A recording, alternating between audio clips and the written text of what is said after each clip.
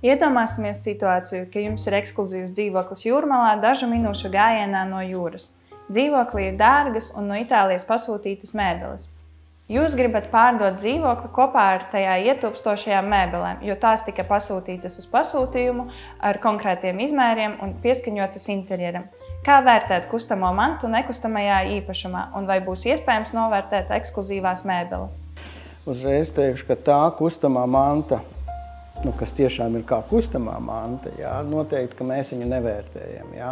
Un te ir tāda interesanta lieta, ka, diemžēl, daudzos gadījumos tiešām cilvēki pārdod savu īpašumu, un tur tai skaitā ir tajā ciparā ir iekšā arī bieži vien mēbeles, kā kustamā manta.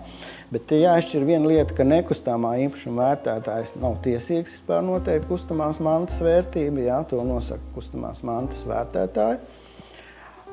Vienīgais gadījums, kad mēs kaut ko ievērtējam, tas ir, teiksim, iebūvētas virtuves mēbeles, virtuves tehnika, vai tas ir, piemēram, vannas istabas, kurās arī var būt iebūvētas mēbeles, kā jūs sakat, arī kā dizaina elements, tas paliek, un tas tiek ievērtēts. Respektīvi, tā doma, ko nevar izraut ar varu, tas paliek un tas tiek ievērtēts, ko nevar vienkārši aiznest projām.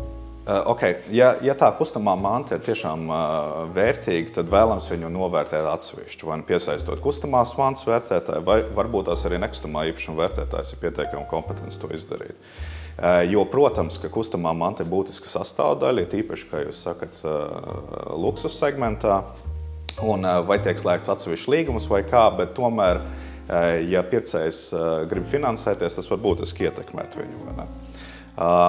Principā, strādājot, teiksim, salīdzināmiem darījumu datiem, mums būtu jāņem vērā kustamā manta viņu, teiksim tā, noņemot no aprēķinātās vērtības. Bet šajā, kā jūs aprakstat situācijā, atsevišķs vērtētājs būs adekvātākais risinājums, un tad arī banka varēs viņu vērtējumu pieņemt, un viss būs kārtībā. Nebūs šī liela atšķirība, kas var pat sabojāt darījumu.